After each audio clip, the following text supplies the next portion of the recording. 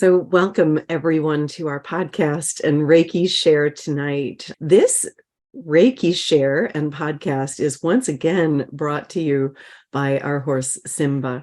We had a really close call with him a few weeks ago, and as such, even before we knew it was going to be a close call, he had asked if we could do a podcast about him, and hoping that his story would inspire people. And in fact, it did. And he and I want to thank you. So many of you sent donations and love and prayers and thoughts and good wishes. And so many of you have followed up with us to find out how he's doing.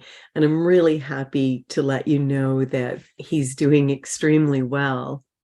But what happened with Simba, he had a cancerous growth in his eye, and he'd had the eye and the growth removed 6 years ago, and recently it came back. So I'm going to just go through a little bit of his story, and he specifically wanted us to help people with their grief in this Reiki Share tonight and podcast, because we had a happy ending to our story, but not everybody does. And there were some really strong messages that came through Animal Reiki about that. So I wanted to share that with you. Before we begin, I do want to let you know that if you love animals as much as we do, we have 6 full days in December of animal classes. There's a level 1 and 2 class the first Thursday and Friday of December, and I believe it's the 1st and 2nd of December, and that is a prerequisite to Animal Reiki. And some of you may just want to review your level 1 and 2 class. Please join us if you do.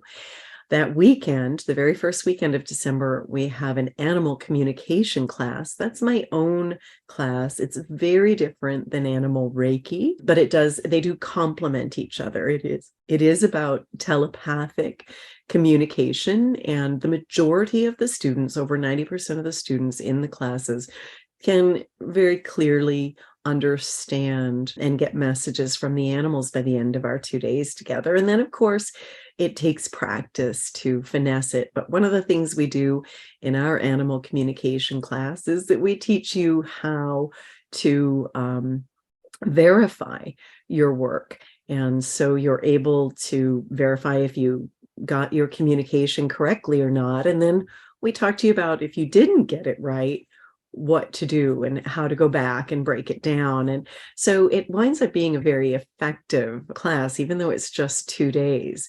And so we'd love to have you join us. I don't teach animal communication often. I'm only teaching it 3 times this year. And so if that's of interest to you, please join us. And then that's going to be followed on the first Monday and Tuesday of December by our Animal Reiki level 1 and 2 class. And Animal Reiki is what we're going to be talking about quite a bit here.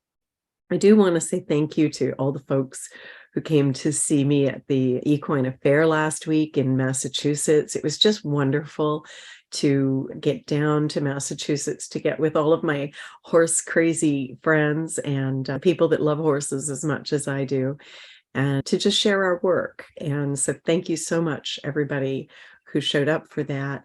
And some of you may be interested. I am teaching an Animal Reiki level 1 and 2 class in May in New York. So some of you and I'm also teaching it in Australia in March. So I'd just love to have you join us if that speaks to you. So before we go too far, I'm just going to invite everybody to activate your Reiki energy. We're talking about a really difficult subject tonight. And so I'm just going to invite you all to bring your hands together in Gasho with your thumbs at your heart. And just breathe.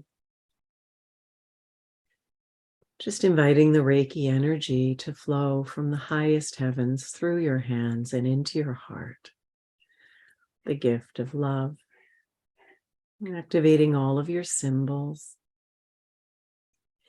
and just inviting them to assist us in the healing work that we'll be doing tonight to help alleviate any grief or guilt or shame or blame or any of these emotions that are so heavy that we have a tendency to carry with us. And those of us who love animals, most animals have a lifespan that's much shorter than ours. And so many of us have experienced grief at the loss of a beloved four-legged, winged, or finned pet. And so many of us have experienced loss of two-legged people in our lives that are important to us. But that grief, when it is unresolved, can be so very difficult and heavy to carry. So just activating your Reiki energy to surround you and support you today as we discuss grief and some of the meaning around it, some of the stories that the animals want us to know. And then we do a powerful experience, one that the animals gave us and one from our Reiki master level, to heal our grief tonight. Go ahead and open your eyes if they're closed, if you'd like, or you can leave them closed, and place your hands on your body.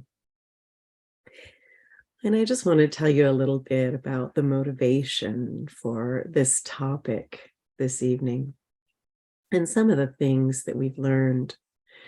So Simba has been the star. This will be his third and probably final podcast, at least around this issue. But many of you, if you've been following us, are aware that Simba, he had a cancerous tumor that had come back, and it had been 6 years. He's had 6 fantastic years with one eye, but really great years. It really hasn't slowed him down a bit. And when the tumor was back, at first it looked like it may just be that the only option might be keeping him comfortable until his time came. And he was okay with that, and I was too. But he's a young and healthy horse. And in fact, the tumor hadn't even begun to bother him at all. We just noticed that it was back. And with animal communication, I talked with Simba and I said, not quite ready to let you go yet. How would you feel about staying around and, about checking to see if it's possible? And our veterinarian, we have some of the best veterinarians. They're run right off their feet and they're overworked, but I really admire our large animal veterinarians here in New Brunswick. We're very fortunate. And our much loved veterinarian said, I don't think there's much chance, but why don't you check with the specialists from Prince Edward Island, from the vet college, the surgeons there. And so the surgeons decided that if we did an X-ray and it looked like the tumor wasn't growing into his brain, they felt there was a good chance they could remove it. So we were very excited and hopeful. We did the X-ray. It took a while just because our veterinarians are so busy, but we did get the X-ray, and it looked like from the X-ray, the veterinarians thought about a 2-hour operation. Probably the most difficult thing was we had to transport him with the fuel costs the way that they are, about 4 hours to the veterinary college and back. And I no longer have a truck and horse trailer, so I did hire a friend to do that for us. And so we got him over to the vet college, and the morning of his surgery, I got a call, and I thought it was probably a call about the surgery. And in fact, they decided not to go ahead with the surgery because the tumor was much more vascular. When they looked at it with the ultrasound, it was much more vascular than they thought. So there was a very real chance that he would bleed out during the surgery. And the question was, did we still want the surgery? And I feel so grateful at times like this to have Reiki and to have animal Reiki. And I don't know about you guys, but I wonder sometimes how people who don't have Reiki, how do they do it? How do they, without that support and without that calming influence? And I checked with Simba, and they could have used some radioisotopes in the hopes. The tumor didn't have very clear margins. So it was going to be a very complicated surgery with a very strong chance that he wouldn't survive. And So we made arrangements. I asked the veterinarian, I really didn't want him to suffer, but we decided that our best chance was the surgery for him to have additional lifespan. And so we decided to go ahead. And I really am thankful again to have had Reiki and dowsing and animal communication, all of those things that helped to make that decision. But even still, we were on pins and needles after that. And once I talked, the veterinarian I talked to is a very good surgeon. She teaches surgery at the vet school. She's one of the best in her class, and she was frightened of this surgery. So we had a beautiful blood donor mare on hand in case he needed a blood transfusion. But she didn't sound very hopeful. She felt that there was a very strong chance with the vascular nature of this tumor that he would bleed out. And the troubling thing is that I couldn't move to a place of seeing a positive outcome. One of the things that I'm very aware of is that it is visualization and the importance of being able to visualize a positive outcome in any situation in order to then have a positive outcome. And I simply couldn't, no matter how many times I tried to visualize Simba, us going and picking up Simba and coming home and him getting off the trailer. Instead, I got a picture of going over to pick up his ashes and coming home and having this Reiki share where we talk to people about when they have animals and they have very big vet bills. And at the end, the animal is gone, but the vet bill is still there. And I know that's a really common scenario. And it's not the veterinarian's fault. It's not the animal's fault. It's not our fault. That's just one of those things that happens a lot of times, that people lose animals that are in trouble or struggling, and yet there's still thousands of dollars of vet bills, and then the heartbreak of having to lose the animal. So I could feel that really profoundly, and no matter how hard I tried to visualize a different outcome, that's all I could get. And one of my gifts is precognizance. I can usually see the most likely outcome in the future, but that's one of the first times that I couldn't catch on to a positive thread with the outcome. And I thought, gosh, is this endeavor just so that we can help people who found themselves in this situation? And I kept doing Reiki and I kept trying to get a positive outcome. I couldn't. But then at 4 a.m, I was awoken, and by the Reiki energy. And I thought, because my daughter, Simba is really, she's very close. My daughter, Caroline, is very close with Simba. He was her horse, and she rode him when nobody else dared get on his back because he was scared of his shadow. And she came off of him a lot of times too. And he's 16'2", 16'3" hands tall, 16'3", I guess. He's part Belgian and part Appaloosa. So he's a very large horse. And 700 kilograms actually is exactly what he is, because of course we had to weigh him on the way into his surgery. And I thought, am I awake at 4 a.m. so that I could get in the car, and that would just have given us just enough time to get there before his surgery began, so that I could wake Caroline up and we could go in case this was it, in case we had to say goodbye to him. And so I really listen, I really feel into the Reiki energy, and I listen for the messages in it. And I asked that question. I said, am I awake at 4 a.m. so that I can get over there and say goodbye to him before he goes into this surgery? And the energy gave me a feeling of, no, that's not what you're awake for. So I asked the question, what am I awake for? And the energy showed that one of the reasons I was having a hard time visualizing a positive outcome is that I was in a place of duality or fear. And in fact, fear is the most negative emotion. It's the emotion that has the densest energy, and all negative emotions are fear come from fear. And that's what duality is. Some of you have been listening to the podcast for a while, and so you've heard me talk about duality. We live this earth and also what we call the second heaven. These are realms of duality, meaning there's both positive and negative here. And everything positive comes from love. Everything negative comes from fear. And so here, that's where we are. There is both positive and negative here on the earth. And the energy just showed me, you're thinking about getting in the car and going over there to say goodbye to him. That's coming from a place of fear. And I acknowledged it wholeheartedly. I knew that indeed it was coming from a place of fear. So I said, what am I supposed to do?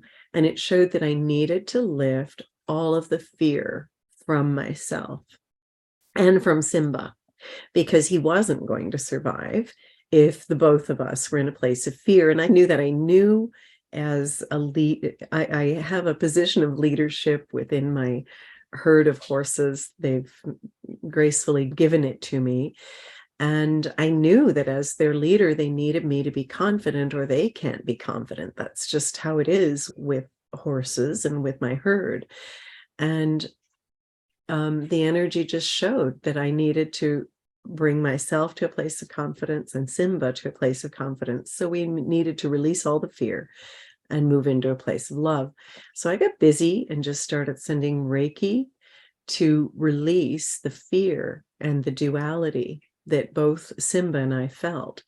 And once it lifted, my heart felt so free and light, and I was really able to feel positive for the first time since I had discovered that the operation was going to be much more complicated than the veterinarians originally thought. And so then the energy showed me that there were so many beautiful people sending Reiki and love and prayers and assistance to Simba, but they too were worried. And so it showed that I needed to include them in the Reiki prayer and just help alleviate their worries and their fears and all of that. And so I did that, and it was able to harmonize all of our energy so that it had no fear attached. And this is a message. Back a few years ago, just before COVID, Colleen and I were sending Reiki to the animals in Australia that were being impacted by the fires that were raging there. And we specifically had a koala say to us, "Thank you for sending it without fear and guilt and all of those dense emotions." And he showed us that it was difficult for the animals to process that. So the importance of sending Reiki from a place of presence and a place outside of duality. So this lifted the duality from all of us. And I could see that just all of the beautiful love that was being sent to Simba was now unencumbered by the denser emotions of fear and worry and so on. And I actually heard from several people afterward that they woke up the morning, they were terribly worried about him. People that know Simba and love him, terribly worried about him, but they woke up the morning of the surgery feeling happy and optimistic and not knowing that this had been done on their behalf. And of course, they were sending love and prayers and Reiki and all of that. And so it was really interesting, just that unencumbered energy, what it could do.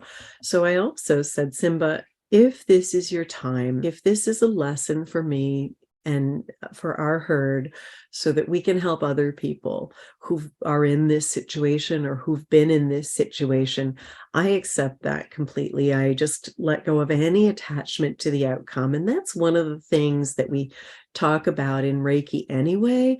But you know what? When someone you love is in danger like that, it's really hard to do. Even though we may know that's the best approach, it still can be really difficult to do. And so it was really beautiful to just watch all of that energy flow to him. I let go of the attachment to the outcome. I said, whatever it needs to be, it will be. And as soon as I really, truly let go with every fiber of my being, the energy showed me that it could help. And it showed me that we could do one more spirit release, and that would release some of the life in the tumor and just shrink it slightly, not much, but just enough that it would give a slight margin for the skilled surgeon who was working on this surgery. And then the energy showed me it could go in and cauterize all of the blood vessels in Simba's eye. And I know some of you have heard part of this story before, and we had a very successful outcome. In fact, the operation took exactly the amount of time that it was expected to take before we knew that it was going to be complicated. And I could feel the surprise when the veterinarian messaged me. She was so fantastic, as so many veterinarians are. They are animal lovers. They go above and beyond for our animals. And I really appreciate veterinarians, all veterinarians, with every fiber of my being, because what the work that they do is not easy.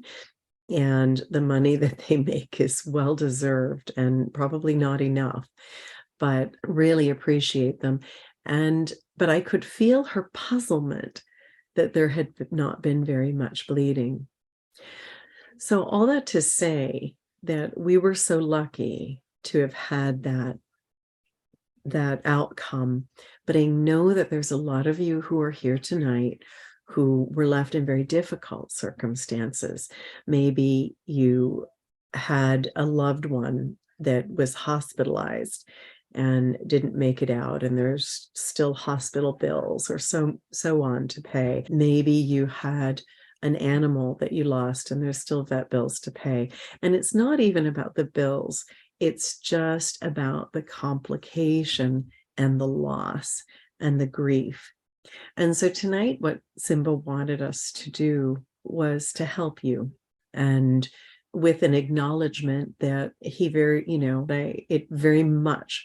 very easily could have gone the other way for him. And also, it's nothing that he or I did that made the difference. I just feel that it had to do with the fact I learned something from this experience, but it's not because we deserved it or anything like that. I just really believe that Reiki had a lesson for us, and we learned it in order to share it.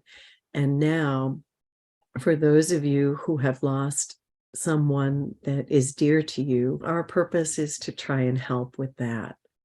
So the first thing I wanted to do was talk to you a little bit about what grief is, because grief is something that in our society we don't talk about very much. And in fact, there's very little guidance about how to handle grief. And Mary, who's here, her horse really helped me understand grief beyond anything that I had ever understood before. And what was happening, and Mary has given me permission to tell the story. In fact, it's a story that's written in our ICRT Animal Reiki manual.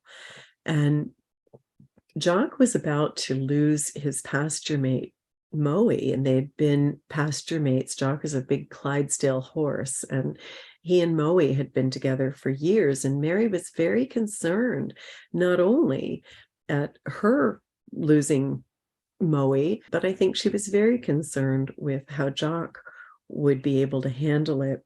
And Jock really surprised me in our transcontinental animal communication session with this story.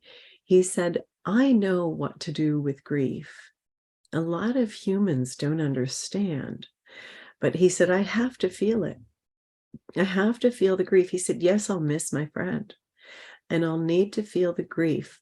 But he showed me that as Moe left the earth plane, a little piece of his soul was pulled out, the piece that was attached to their relationship cord, and it left a bit of a gaping wound in his soul, much the same as we could have a gaping wound in our body. That's what it looked like. But he said every day that wound gets a little shallower and a little shallower, and eventually it fills in.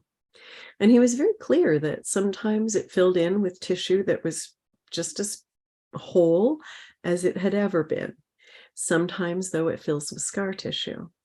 And either way, he was going to be moving back to wholeness by just allowing himself to process it a little bit more each day, allowing himself to miss his friend and process it a little bit more each day. And he said, unfortunately, what Jock told me is humans don't understand that. So a lot of times we're frightened to feel grief. So we push it down in, we shove it down in. And he showed me that much in the way that if you just covered over a wound with a dressing and then, and didn't do anything with it, you would get blood poisoning. It does the same thing to our soul when we don't allow grief to process. But he said, and then other people pick at the scab and pick at the scab and pick at the scab and don't let it heal.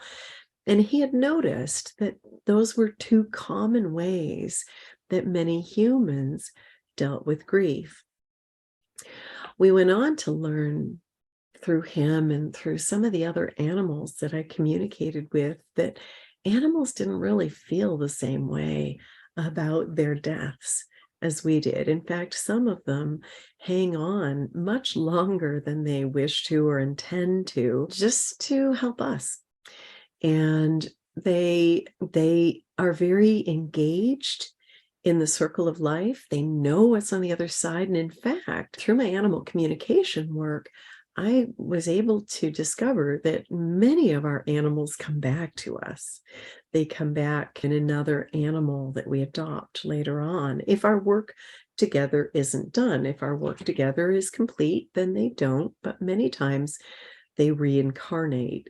And that actually challenged my whole understanding or belief in reincarnation. And so I had to look at that a little closer when the animals showed me that, yeah, I'm going to reincarnate.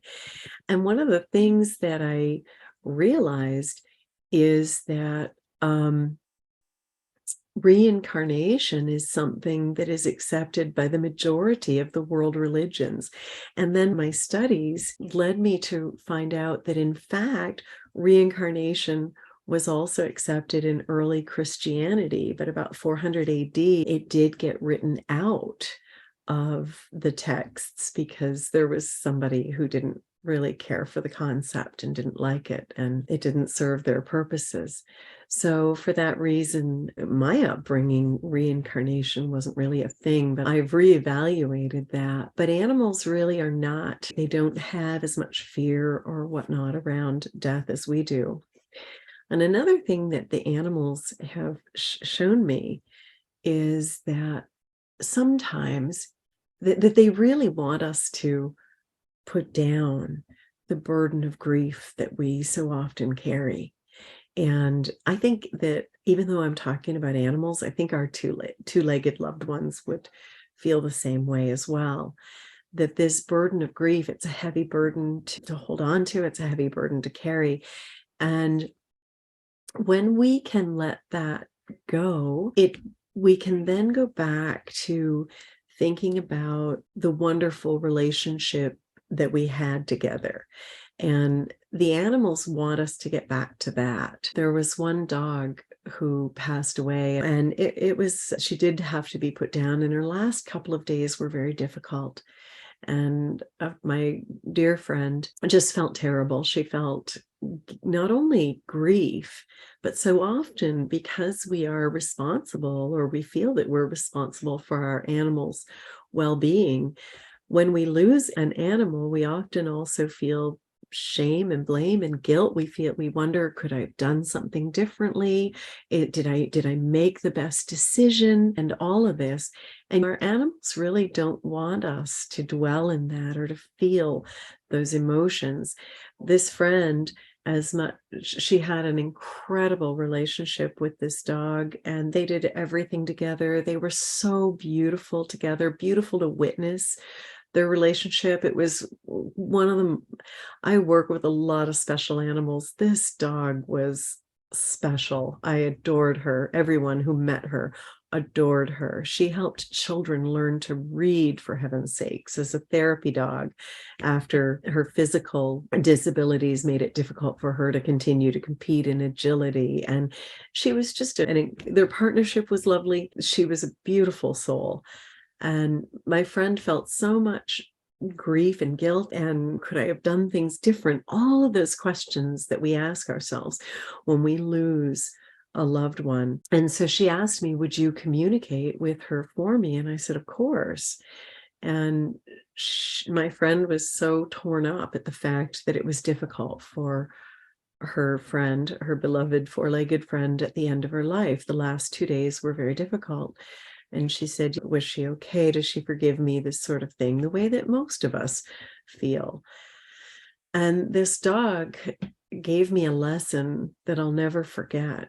She showed me the most beautiful, pristine bucket of water. It was a wooden bucket that was handcrafted with precision and beauty and simplicity and grace.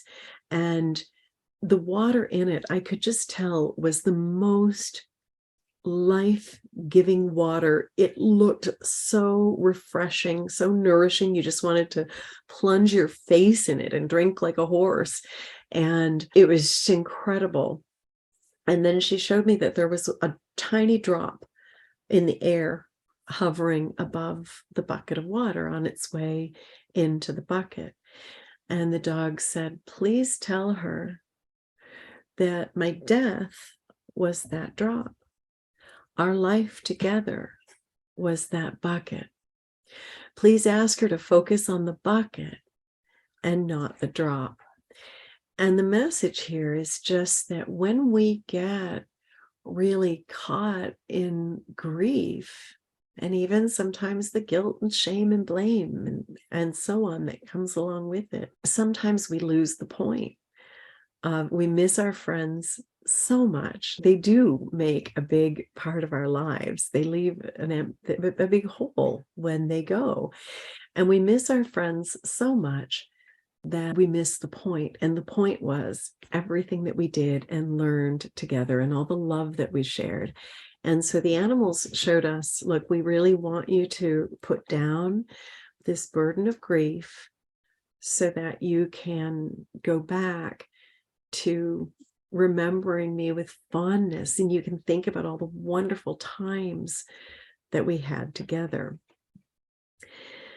And another thing, you guys, is animals can also experience grief, and they showed us that not all of them are able to process it as efficiently and as effectively as Jock was. Sometimes you'll notice animals are depressed and listless or have a decreased appetite, aren't playing, they're sleeping more than usual, they're moving more slowly, they're sulking, they're hiding under the bed, they're choosing to be alone, they might even exhibit some manic behavior.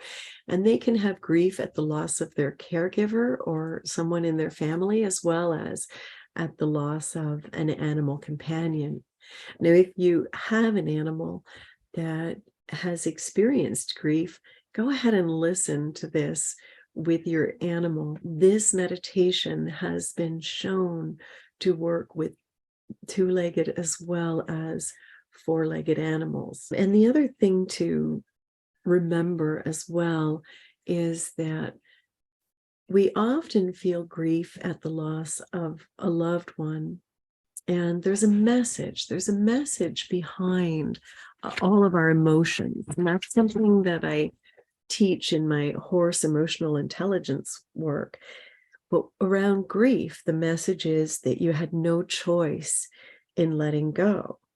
And the other thing to be aware of is that grief often also has an element of anger in it, because you've had something valuable taken away, even if it was taken away by impersonal life circumstances, that we experience that emotionally as a violation of a boundary when something is taken from us without our consent or where we had no choice. So, in addition to feeling grief when we lose a loved one, we can also experience grief at the loss of a job or a lifestyle or a home, and sometimes even positive things, like sometimes you sell a home to move to another one that's better, but you can actually grieve the loss of that home. I can remember grieving when my oldest daughter, was going to university in grade 12, her whole grade 12 year. I grieved in a way because we're such a tightly knit family. We like spending time together. And I knew that was it. When she went to university, our little family unit was going to be changed, and changed forever, more or less, with a few interludes of being able to be all together, but that was it. And so you can even grieve things like that. The message behind grief is that a significant loss or death has occurred, usually to circumstances beyond your control. And the question we need to ask ourselves is, what do I need to mourn? What must be memorialized, appreciated, or celebrated? The animals are asking us to let go of the grief so that we can move back into a place of celebration. Celebration for the time that we had together, celebration for all that we learned from each other. And it can intensify into depression if it's not addressed. So we are going to move into an exercise with this today to release grief.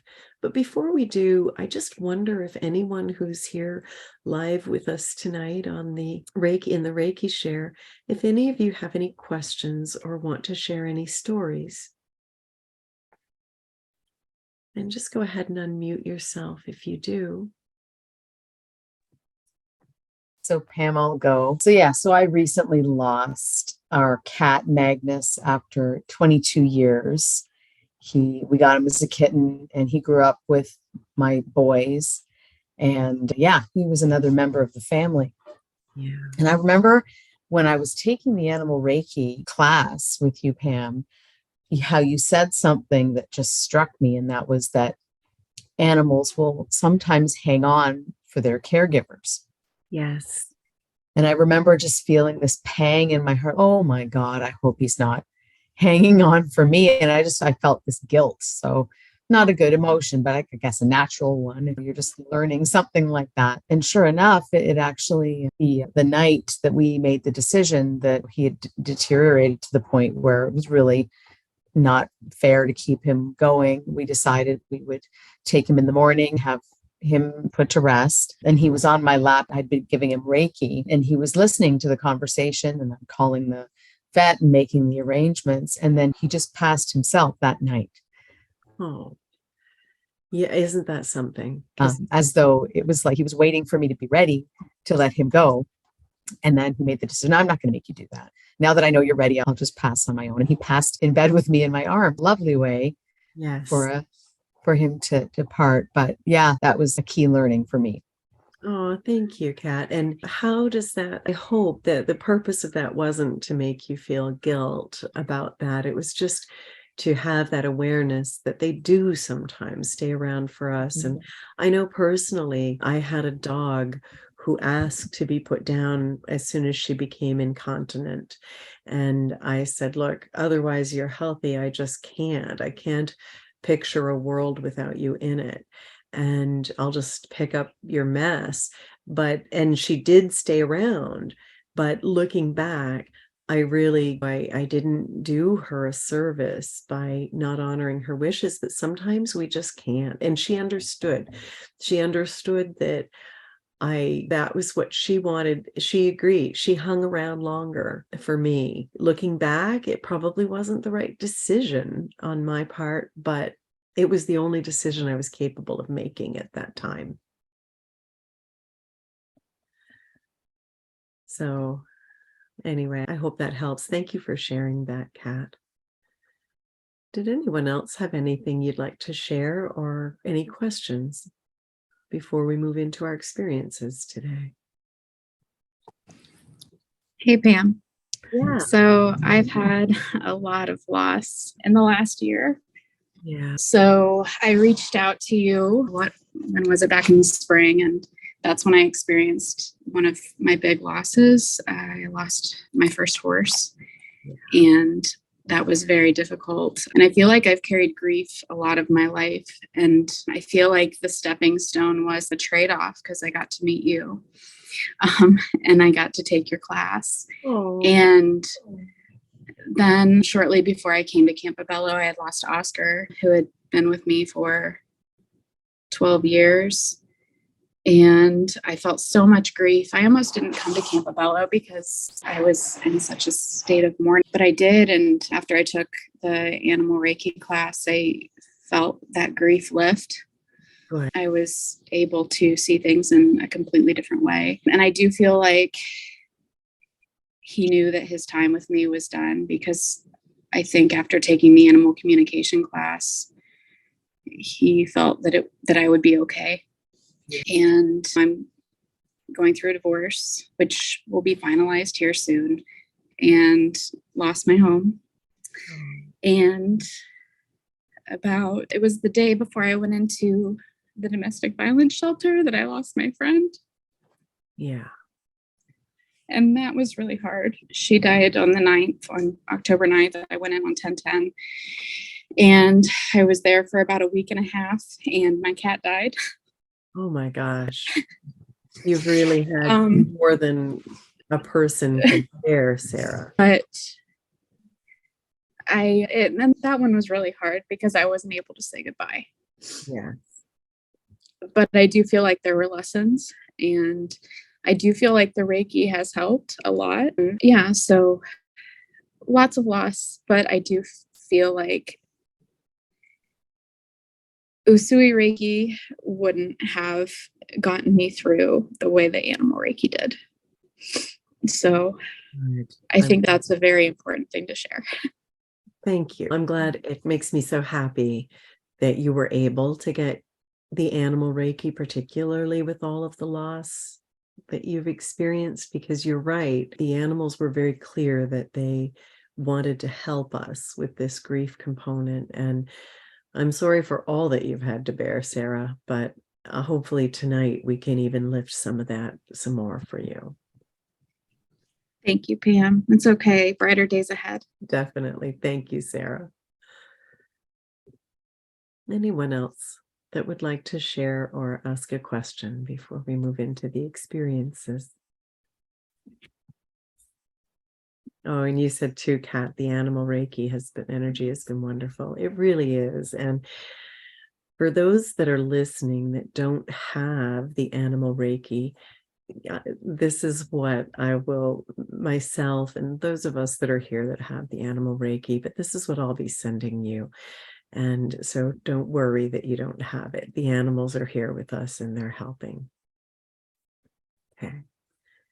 Anyone else have anything tonight? Okay, guys, we're going to move into 2 different experiences today. The first experience is the animal grief healing meditation. And this is something that the animals gave us. This is from Animal Reiki. And so it will just help us move to that place of letting go of some of the grief and moving into that place of appreciation for the life that we had together. And we're also going to do a holy fire healing experience with the grief as well. And actually, I'm saying that we'll do one before the other, and I'm not exactly clear on which one we will do first. I think we are to do the healing experience first, followed by the grief meditation.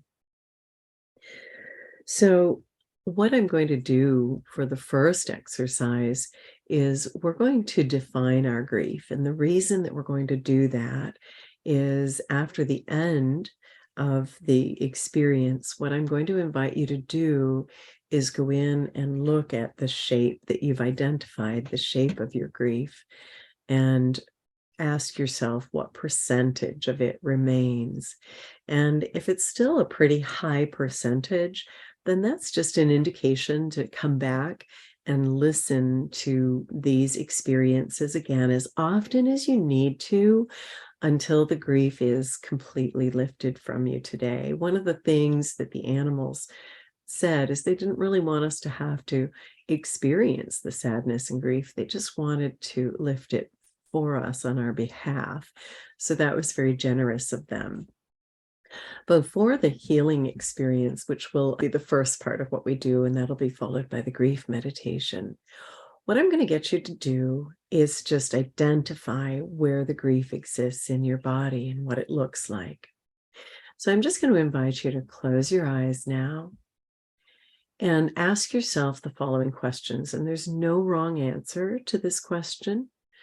So the question is, if all the grief that I've experienced in my life were gathered into one place in my body, where would it be? And just think of the first place that comes to mind before you give it too much thought or second guess yourself. And once you have an answer, ask yourself the following question. If this grief that exists in my body had a shape, what shape would it have?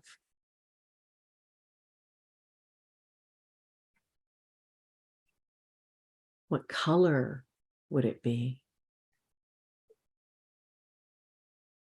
Would the surface texture be rough or smooth?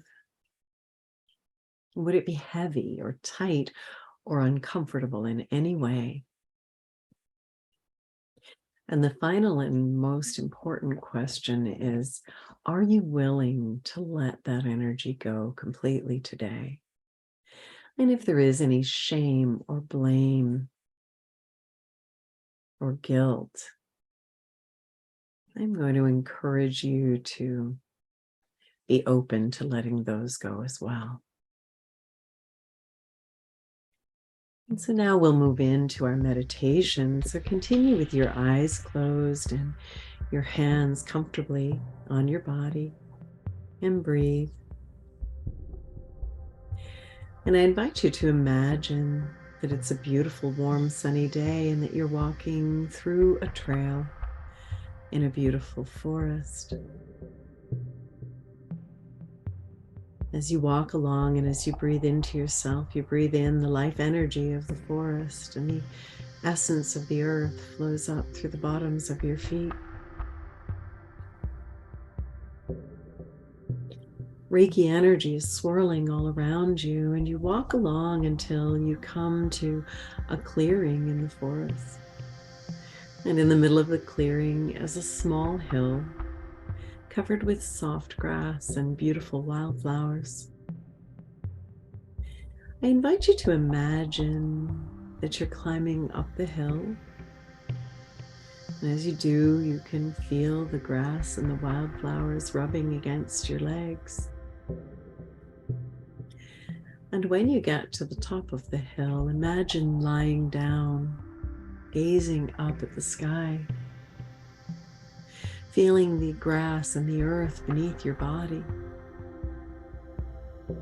And as you lie there gazing up at the sky, just imagine that a beautiful beam of light pierces the clouds above you. It shines directly upon you and all around you. And you realize that this is no ordinary light. This is the light from the highest heavens. It is the light from the heart of God. And at the same time, the earth below you begins to glow. This is the divine light of the earth, light from the heart of the mother, heart of the earth. And these lights shine all around you and even seem to flow through you, and they fill you with feelings of safety, comfort, love, and peace. And the lights begin to focus on that shape that you've identified. And they also focus on any guilt or shame or blame or any other negative emotions that you have been carrying.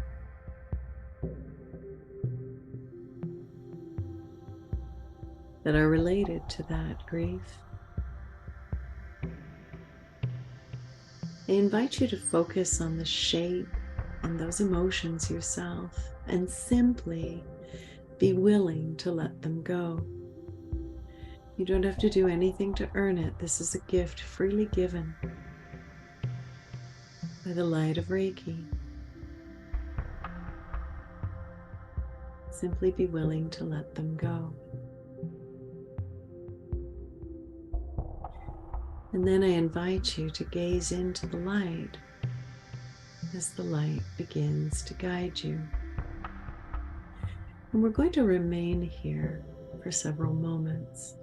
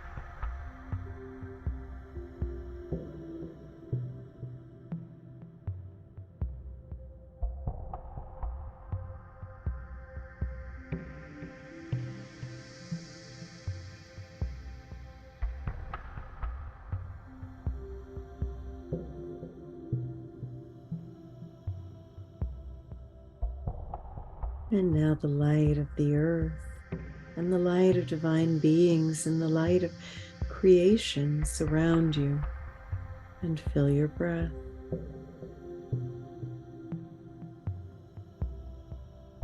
Imagine the light of Reiki flowing around and through you and your loved ones. Take this time to acknowledge the loss of your friend.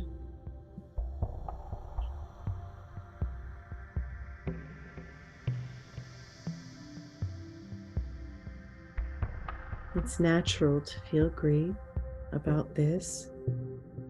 So healthily acknowledge the grief that you're experiencing for a moment, understanding that it will become easier each day as you step forward into the future. And if besides the grief we feel burdened by life events with animals because of loss or worry, any physical, emotional, and spiritual injuries are released from us now through the light and grace of forgiveness.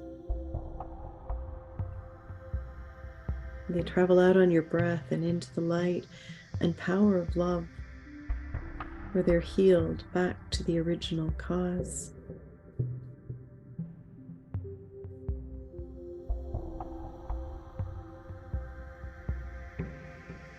We send love and Reiki energy to the spirits of those that we have lost. And we ask that the love and Reiki energies assist them. Assist them in making a smooth transition to their next phase, whatever that may be. We acknowledge that we miss them, but we wish them the best. And some of them were released from pain and suffering, and we're grateful for that. We're also grateful for the wonderful and compassionate professionals who assisted them and were with them, and who assisted us. They assisted us in this most important journey. And finally, we are thankful for our time with these special beings while on our earth journeys together. I invite you to take a moment now to think back to a time when your loved ones were at their most vibrant and healthy. And just remember some of the wonderful times you've experienced together. And we're going to spend a few moments here today.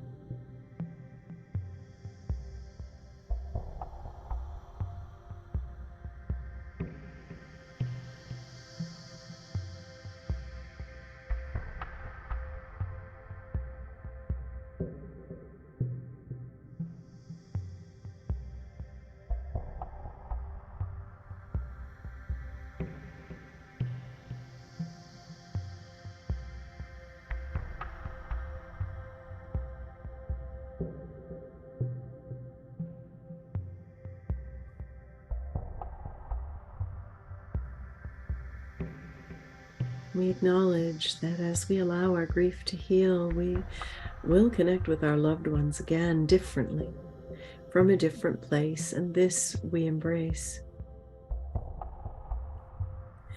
Love with the animals is revealed to you now. Love with the animals is revealed in you now. And love with the animals is revealed through you now. And it causes you to remember your love.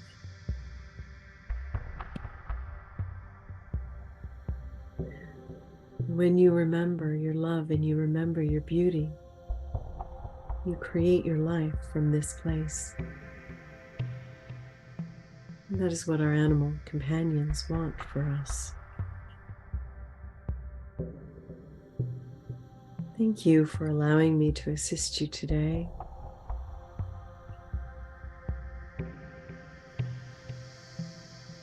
Release the grief and difficult emotions around these beautiful beings that have been so important to you. Please know that Reiki is going to continue flowing to you and to everyone involved for as long as you need it to help heal your trauma and grief. I invite you to take as long as you're coming back.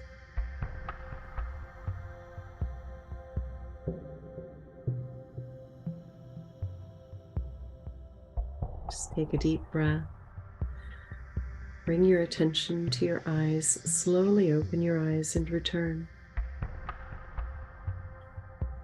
And for those of us joining us on the podcast, I'd like to thank you for joining us today. And for everyone, take a moment to look at the shape you had identified at the beginning. And I invite you all to ask yourself this question. If you ask yourself how much of it remains, what's the very first number that you get between 0 and 100 without giving it too much thought? If that number is a high number, above 50% or above 40%, I encourage you to continue listening to this meditation until you can bring it into a range that is comfortable for you. We'll take it below 20% or even lower if you wish to and if you can. I want to thank all of you who joined us on the podcast today, and I look forward to seeing you next week. Namaste.